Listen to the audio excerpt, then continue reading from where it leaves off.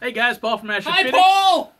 It is New Comic Book Day for the week of April 3rd, and this is our last episode ever. No, it's not. It's a bad April Fool's joke. It's just a thing. I tried to not do it, but I ended up doing it anyway. I'm sorry. I hate you, Paul. I'm sorry. You expected more of us. And, I didn't. Boo. This is our last episode ever. I quit. Oh. We're going to get started right now. This episode brought to you by shirts. Buy one. Because... Hey guys, it's Tim from Capes and Scowls and the comic book store, and probably several other things. I have a bunch of trades to talk about, so let's do that. It's a good old pile of trades. We've got Teen Titans Full Throttle, which covers a bunch of the newer Teen Titans issues. We've got Final Crisis in this DC Essential Collection. I don't like it. We've got Marvel Universe, The End. Some good Thanos storytelling there. We have the Unstoppable Wasp, Girl Power, which covers Unstoppable Wasp 1 through 8. We have Spidey Freshman Year, which covers Spidey issue 1 through 12. These are cool little omnibus-sized books. I've also got Marvel Avengers Assemble Living Legends. That's, I think, an original. No, this is a bunch of one-shots, because I read some of these. Okay. One-shots, I lied. And then I've got the new volume of Witchblade. This is volume 2. This book's been a lot of fun. I know Paul digs it. And last but not least, we've got Detective Comics volume 9. This is where Two-Face gets a little crazy. Look at him getting all crazy on that back cover. That's just wild. Good for you, Harvey. All right, this week was rough. Yeah, rough's the way to do this week. So we have first up, we have War of the Realms, issue number 1. Marvel has a fundamental issue about crossovers. The problem is they do too many of them. One thing I will give DC a lot of credit when they do their big overarching event books. Everything seems to be somewhat self-contained. Like this, you can read this. If this was a DC book, you could read this book and only read the War of the Realms book and get about 90% of the story. Whereas Marvel feels that they need to parse everything out into books that you don't read in the hopes that after everything is done, you'll pick them up when you probably won't. It'll only make you not want to read more Marvel books, which is probably counterintuitive what they do, and that's why they do more of these to make up for the sales that they lost from the last event. And this is no different. I will say, of this book, you can get a very good idea of what is going on. It's concise. There are just a lot of things that are wrong with the book. Basically, the Dark Elves have defeated 9 of the 10 realms of the World Tree and are now taking the fight to Midgard, or Earth. And Thor is trying to stop it with the Avengers. The problem comes when you are a fan of a lot of the characters that they use, because when an author that you love having the book isn't writing your specific character, in this case, Doctor Strange, Spider-Man, they feel disjointed in how they come across in the book. They feel very disconnected. And as a result, it becomes very distracting to the main storyline. But then, Marvel decides that in the middle of the book, the middle of issue number 1, to give you an advertisement for issue number 3 and completely spoil what is going on in the rest of issue number 1 and issue number 2. So if they're trying to sabotage the War of the Realms, they've done an amazing job. Because why would you put advertisement of things that are happening a month and a half ahead of what you're supposed to be reading? Why would you not put that at the very end of the book at least? No, they put it literally in the middle of the story. A 4-page gatefold explaining what's going to be going on with these 19 different tie-ins to the book. and I already don't want to read the rest of it. So I'm off War of the Realms. You're not going to see me review any more issues because I'm already done. Because I already know half of what's going to happen based on advertisements. So if you love Thor and you care even a little in Jason Aaron writing and Russell Dauterman and Matt Wilson, I love Matt Wilson. pick up the book. If you don't, just flip to the middle and you'll know half of what happens in the story. Because Marvel's stupid that way. Alright, first up, I've got Section 0, number 1 from Image Comics. This is a fun book. It is an oddball team kind of book where they're kind of oddball characters. There's an alien, there's a bug guy, there's a guy with a sword who is trapped in 1988. My opinion. Basically, they go and they hunt for things that make no sense, like your Bigfoot, like Nessie, the Loch Ness Monster, things like that. If it doesn't make sense, this team that technically doesn't exist will go hunt them down. I enjoy this book a lot. It has good art. It feels like a late 80s, early 90s book, but I really did like the weird team dynamic. There's a lot of plot building for just one issue. The writing's solid, and the colors were good. Like, just good, solid book, which I like. So, you know, you don't always get a good, solid book, but I got a good, solid book, and I gotta tell you, I might check out issue 2. Next up, we have another book that just shouldn't exist. And it's a shame because this is a book I read. It is Amazing Spider-Man issue 18 HU. So what the HU books are 3 separate stories going on alongside of The Hunted. Why these aren't just parts of the book themselves makes no sense, but this is literally just an issue of the Gibbon.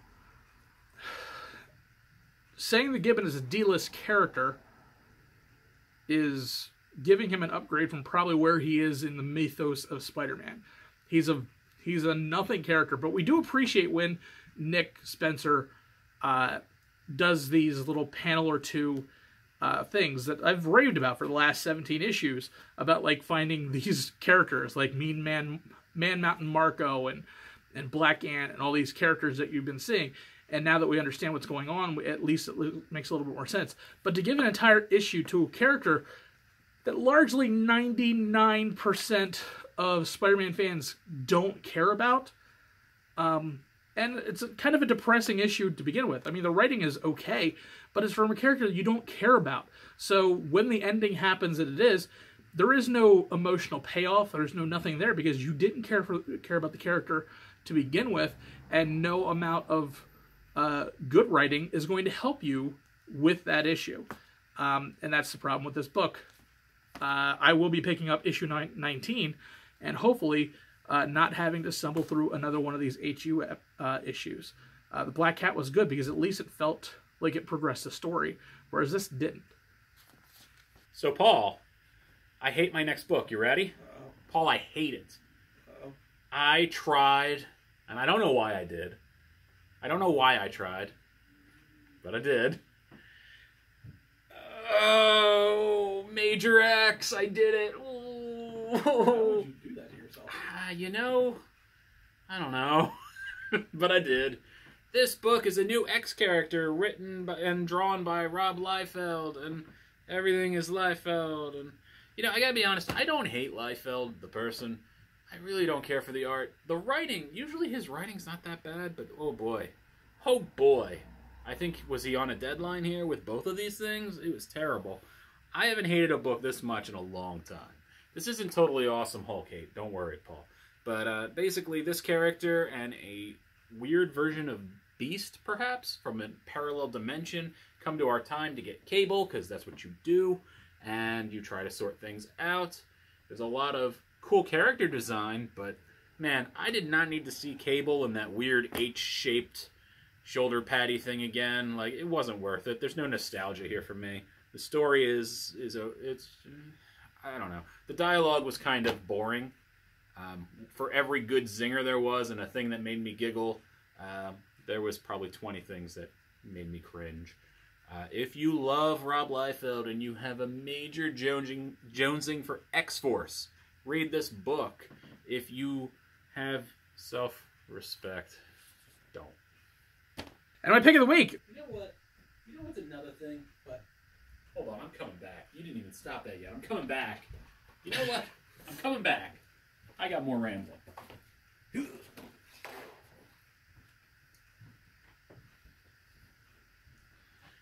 Paul, this is some more rambling, because I thought about this after I stopped my review of Major X. Here's my biggest gripe about the Liefeld art. It's not the ankles. That's too easy. I don't know, just throw this in at the end of that thing. Here's the problem with it. A lot of people get punched in the face. Like, a lot. And that's fine, because it's a fight scene. Every single time I've ever been punched in the face, do you know what you automatically do as a human being? Wince. You wince, or you close your eyes, or something. Everybody's just wide open. It's terrifying. They're just all wide-eyed, like, hey, you hit me in the face. And they're speaking like 6 paragraphs of dialogue. You know what? Oh, it might be totally awesome Hulk bad. It's bad. I dare you to buy it. And my pick of the week. There actually is a pick of the week. I did like a book. Is Die, issue number 5. Holy crap. I believe this is the end of the arc. Because if it's not, what would happen next issue is just bonkers. This is the fall of Glasstown. They're trying to pull Soul out of hiding to stop him so that way they can get home. Everything goes according to plan that they think happens, and the result that they have does not. And we see a splintering going on, and a lot of things happen in this book that I really can't say what's going on, but it is an amazing book, and wow, does it really set up the next arc of what is going to happen. This book took a hard left turn, but is an amazing left turn. Kieran Gillen does an amazing job. Stephanie Hahn's artwork is just spectacular. It makes this book worth picking up. So much more because the other 2 books I hated this week, so that makes this book so much better than the others. That it's definitely a standout. But Die is definitely a series that you should be picking up. It is awesome, and this issue is no different from that. All right, it's time for my pick of the week, and I was pleasantly surprised by this book. I picked it on a whim. It's Marvel Team Up featuring Spider-Man and Ms. Marvel.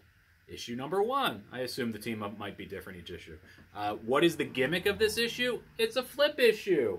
What? You flip it, it's the same cover. Even some of the ads were upside down. I kind of enjoyed that.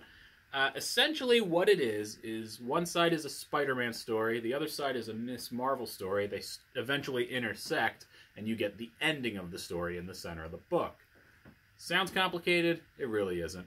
I randomly started with Spider-Man's story, so I saw the progression of it from his point of view, how he got to the same place where Ms. Marvel was, and then after getting to the end, I flipped it over to see a lot of the things that it basically fills it in. So while he's interacting with Ms. Marvel, very little of the dialogue repeats for a gimmicky kind of thing like this. I say gimmicky in the most loving respect, because I was very impressed by this.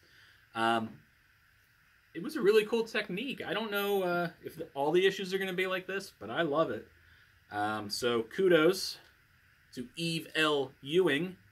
Is she married to the other Ewing sister? Is it a genetic thing? I don't know. I could Google it, but I won't. I'm lazy. I'm sorry. But you're awesome, and good work. And solid work by the rest of the team as well. I enjoyed it. It's something cool. It's something different. And the potential is definitely there for further storylines. Check it out. Alright guys, that's it. It's the end of the video.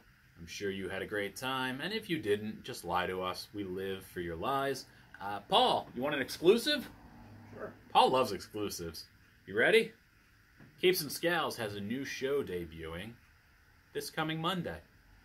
Whoa! It's a new show, and it's about movies. It's a movie-themed show. Do you know what it's called? No. You want to guess? At the movies? No, it's called Tapes and Scowls. It's fantastic. And features me and Max Devonshire, our favorite person from Superliminal Films, talking about movies and how bad and great they can be. And it's just a good old time. So, there's your little moment of you got the rub, buddy. I told you the exclusive there. I guess I should talk to them and not you, but I don't know. You seem extra interesting in this moment. I don't know how to take that. You don't know how to take that? Hey, you know what? It Who seems cares? like it might be a compliment, but it definitely That's feels what. backhanded. That is what a compliment from me sounds like. Like, I know it's new to you. like it's definitely Yeah. definitely got the knuckles on that with Yeah. the compliment. Yeah, no. They're the knuckles, all right, but I lotion them. They're not all ashy and, like, bloody and gross. They're smooth. They go right off you. What are we even talking about anymore? Who cares? Is this even still going? Paul, why haven't you cut this yet? Give me the hook. Because I was reading. And Paul, you still have to do your I know what I have to do. This is the end of your video, you punk. Okay. You need to get hostile about that. Don't have to. All right, that's it.